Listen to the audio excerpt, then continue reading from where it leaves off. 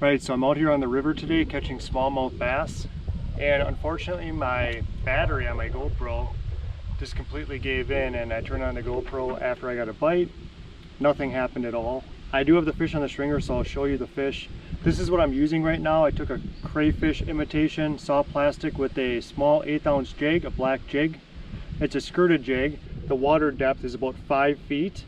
And in this river, 5 to 6 feet is really good, and that's where you're going to find some quality fish. So I'm looking first and foremost for 5 feet of water, roughly, and that's usually where I cast this bait right here, punching shorelines all the way down, just letting the current drift me all the way down, and I'm dragging the bait back, trying to keep bottom contact as much as possible. I'm not popping it up in the air. I'm dragging it. I'll stop for a little bit. I'll drag it. I'll stop for a little bit.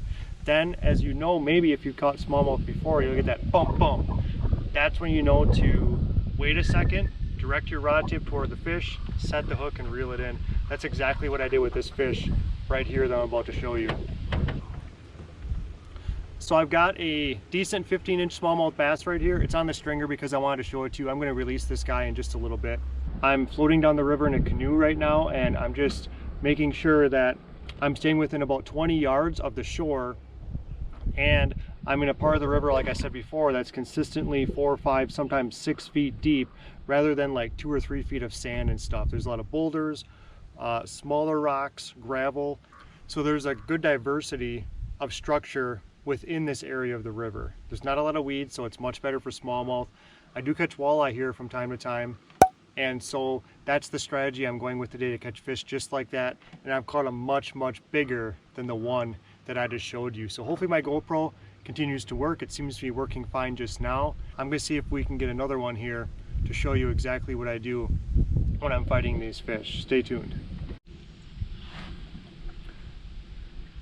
So doing what we just talked about, I got another one here, but it's pretty small. I can feel it doesn't weigh a whole lot here. I was just casting shorelines, dragged that jig about 4 feet out from the shoreline. There's a little bump bump, waited, pointed my rod tip down to the fish, jerked back, and I had it. Just a little small guy, but it's the same concept for large smallmouth as well. Nothing really changes. And if you know anything about smallmouth fishing, which I'm sure you do, which is why you're watching this video, they fight pound for pound just about as hard as any freshwater fish. At least the ones that I catch. So just a little dink, but I put up a really good fight. It was the same idea, just cast out, hammer the shoreline, drag it back, keeping tension at all times on that line so you can feel. It was a wait a second, pointed my rod tip toward the fish, went straight back up to about 12 o'clock, had a good hook set, reeled down, and eventually fought the fish and brought him in. All right, so hopefully you can see this in first person point of view. I'm going to cast out straight to the shoreline there, let it get to the bottom. I'm going to drag my rod back. I might jerk it, you know, a couple inches and then let it wait. I don't want any slack in that line. Drag it maybe back this way. You see my finger right here just kind of tapping the rod as it goes back. I don't want this thing popping up and down. If there's a neutral fish, meaning a fish that's not super aggressive, I want that bait to be as close to that fish's face as possible, because a lot of times bass are looking for the easiest meal possible. It's a lot easier for them to get this bait when you drag it slowly rather than these erratic motions like that. There's a time and a place for being aggressive. I've often found that I catch a lot more fish when I'm a little bit more finesse and a little bit more sneaky with my approach rather than just jerking this bait all over the place. There's one. Little guy. Followed it out. Hardly even knew I had him. He followed it out from underneath that tree, I'm guessing, where that tree comes out. Look at that pole. Not a little guy, but you can see it pulling. Oh my goodness. This fight. Ooh, that was a huge one. Oh no. Did you guys see that?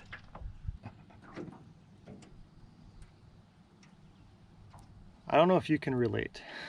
Sometimes I remember the big fish that I miss much more than the fish I actually land. Keeps me awake at night, drives me crazy. I said that it was a small fish when I set the hook. There wasn't a lot of weight there. I'm assuming it's because it was swimming toward me. That was a situation where there was no bump bump. It was just, why is my line going upstream? It grabbed the bait, grabbed the bait over there. It's kind of swimming toward the boat and back up toward the stream there, upstream. I can't even talk right now, I'm so disappointed. And it was such an unconventional hit where you didn't have that bump bump that I didn't even know was there. All of a sudden my line was moving. And I was like, well, I better reel down and set the hook. And I did. And it was still kind of moving like with the line after the hook was set. And silly me assumed it was small because there was not a lot of fight back off of it. You know what I mean? Like a tug of war. It was almost like swimming sideways, and it wasn't as heavy. And that was at least 18, probably 19 or 20. I'm guessing. I'm gonna have to look at the footage. Try not to cry. That's okay. I've caught really big bass before. This isn't the first one I've lost. This wouldn't have been the first really nice one I've caught. But it's sad when that happens. I'm just really disappointed with myself. So learn from my mistakes. If the fish is swimming away from you like that, or not away from you, but your line's moving like that, set the hook sooner, set the hook stronger. All right, so now that catastrophe is over, I'm using a Legend Series, Tournament Legend Series. This is a St. Croix medium action fast tip. It's got a really good strong backbone. Like when you set the hook, you can really lodge that hook into the fish's mouth. It's not weak, it's not wimpy, it is medium action, but it does the job for this type of fishing. I'm using a black Bitsy Bug skirted jig here. This is an 1/8 ounce. I like to use an 1/8 ounce in the river if it's about 6 feet or less, which generally these spots are, and a crayfish trailer. So the crayfish trailer looks like that. If I can hold it, looks like that. I cut it in half with the scissors, as you can see, and that's just so that I don't have so much of the trailer hanging off. Oftentimes what happens is that the bass will attempt to grab your lure and they accidentally bite only like these little flappers here, these little claws. This ends up coming off. You set the hook, you know it's a fish because they go bump bump, and then you lose your trailer, lose the fish. Now you have to put a trailer back on your jig. It's not a good way of fishing. So they say the bigger the better for trailers as far as like getting big fish. I just showed you with how big that fish was that just jumped off. The smaller sometimes the better, because it keeps this near the hook and you don't have the trailer hanging off way back here. Instead it's right up tight with the jig, and that's what you want the fish to ultimately bite, is the jig. But this is what the crayfish looked like before I snipped it. So I took off a good chunk of the body, and you also want a solid body. See that? Some of these are hollow and it's not going to grip the hook shank and the bait keeper on the hook very well. If it's hollow on the inside, I mean, if that's all you have, it's better than nothing, but that's going to slip off and slip down the hook and it's less effective. So I always try to find ones that are solid, soft plastic all the way through the body, and it helps stay on the hook much easier. Now you can see it's all the way up on the jig. I don't get caught up in the details. As long as the jig and the skirt are different colors than the trailer, I can't prove that works better, but in my experience I've caught a lot of fish doing it that way. So it's hard to go back. It's hard to go solid black, or solid blue, or whatever color you prefer. So this is what I do. That's the system I use. And then my line is 10-pound braid with 4-pound diameter. I've got 10-pound braid on here. It's a dark river, so I don't need any floral lead or anything like that. And then it's 4-pound diameter braid, so you can fit a lot on this little 1000 size reel. And I use a 1000 size reel because it works well with a 6 to 6.5 foot rod. This is 6.5 medium action, like I said. And if the rod was any taller, like 7 foot, 7.5, I would go up to a 2000 size reel. But this 1000 size is great. This is as light as a feather. So if you're fishing with a system like this all day with this little medium action rod, I say little because most bass rods are not medium action, but this is with the type of fishing I'm doing with these small skirted jigs. And so you can fish all day. It's super, super light, very, very sensitive. It's 2-piece, so it packs down well. I'm gonna move out of the way before I get hit in the head with a branch. And so that's my setup for catching smallmouth bass on rivers. Lakes, it's not much different. But I'll save that for another video. So I floated my way down and I cast shorelines, and then what I do is I troll my way back up so my rod always has line in the water. And when I get to the bottom of my little run here, and I troll my way up, and I just turned around to troll to go up, acting like a walleye because it's staying down. I think that's what it is.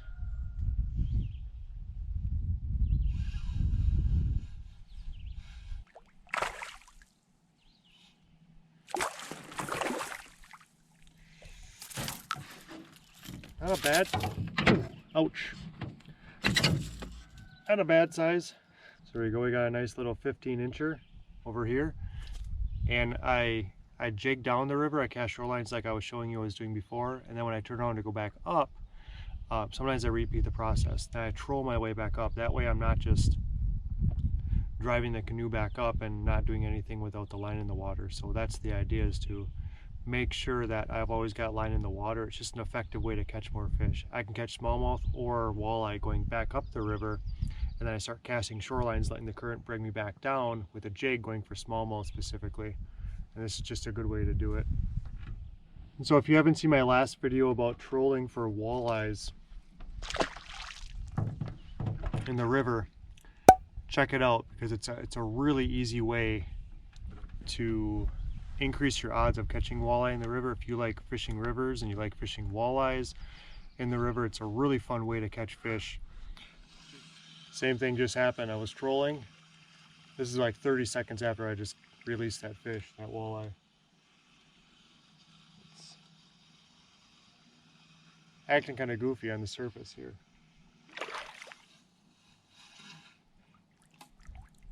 Yep.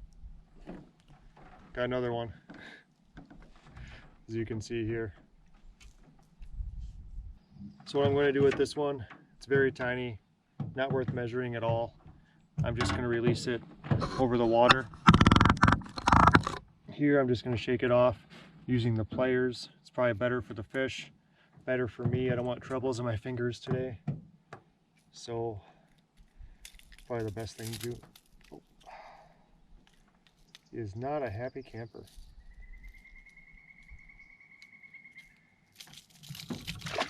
There you go. Again. Not even 30 seconds later, I casted, turned the camera off, and then just got hammered 30 seconds later. So I'm in a good little spot here apparently. They're staying down like a walleye too. You know, walleyes really like to dog down and stay at the bottom. They're not jumpers, obviously. See what this one's like. Hopefully we'll get them in. Looks like kind of like the last one. I just got a glimpse of them.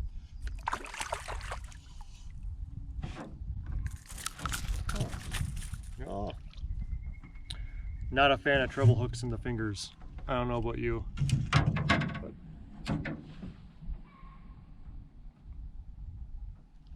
it's actually, so we're looking at here, just throw it back. We're looking at another 14.5, more similar to the first one that I caught.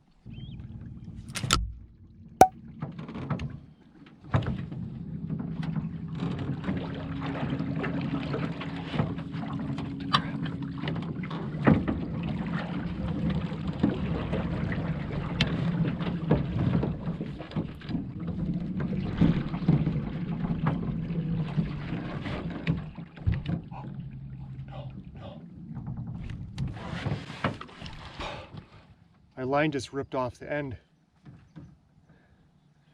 of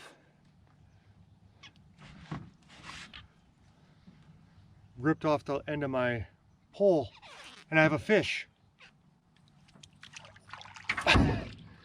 Oh, I had a pike on there. I got my bait back. I don't know how that happened. What the heck? I was just talking to you and all of a sudden the stupid thing ripped off the end. Got all this line. What a mess. Every time I go fishing, something happens. Ask people that go with me, they're like, every time we go with Corey, something happens. Something weird happens every time. So I got my bait here. I've got all this line wrapped around my legs right here. I don't know what happened, if there was something weird at the end on the rod tip. Something weird up here on the rod tip. I'm gonna have to look at that. And there's a little pike, tiny little pike, little snake, like maybe 16, 17 inches. That's fine. I don't need to catch that fish. I'm good without that. Good grief. I'm gonna have to check the rod tip there, you know, and make sure there's no snags on that thing. I thought I was gonna I knew the hooks were still in them, so I ran back to get my line. I turned the canoe around really quick to get my line, because at least if I can grab the line, thank God it floats, this braid. What a mess. I'm gonna have to redo all this, because I was like, that could be a really nice walleye or a really nice bass, because every now and then you hook into a huge bass or walleye trolling like this, and if I could if I could reel in a bass hand over hand with line, not using a reel or a rod, line that I picked up in the river, that would have been really cool. But since it was a pike, it was way less exciting.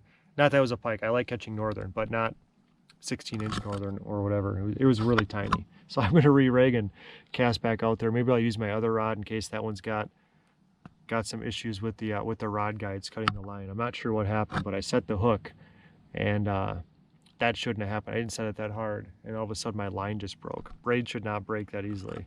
Just come fish with me for a session. I don't try to make this stuff happen, but something weird happens every time I go out. I don't think that's normal. I think that's just me. By watching this video, giving it a thumbs up, subscribing to my channel, it's much more than just supporting me, which I appreciate. It's actually supporting the outdoors. That shows YouTube that the outdoors matter and that they should suggest more outdoor content, just like the video you watched, to other people. So by supporting this channel, supporting this video, you've just done that. Thanks for watching. I'll see you next time.